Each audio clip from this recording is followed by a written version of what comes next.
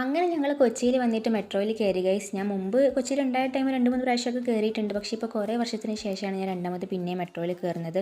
പിന്നെ കൊച്ചി പഴയ കൊച്ചിയല്ല ഗൈസ്, മൊത്തത്തിൽ അങ്ങോട്ട് മാറിയിട്ടുണ്ട്. അപ്പോൾ ഞങ്ങൾ ജസ്റ്റ് 3 ഡേയ്സത്തേക്ക് വന്നതായിരുന്നു കേട്ടോ ഗൈസ്. ന്യൂ ഇയർ സെലിബ്രേറ്റ് ചെയ്യാനായിട്ട് വന്നതാണ്.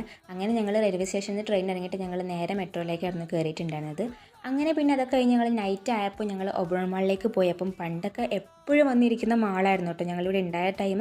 ഈ ഒബ്റോൺ മാളിൻ്റെ കുറച്ച് ബാക്ക് സൈഡ് ആയിട്ടാണ് കേട്ടോ ഗൈസ് ഞങ്ങൾ വീടുണ്ടായിരുന്നത്. അതുകൊണ്ട് തന്നെ ഞാൻ എപ്പോഴും ഈവനിങ് ക്ലാസ്സൊക്കെ കഴിഞ്ഞ് വന്നിരിക്കുന്ന മാളായിരുന്നു ഇത്. പണ്ടത്തെ പോലെ തന്നെ വലിയ ചേഞ്ച് ഒന്നും എനിക്ക് തോന്നുന്നില്ല.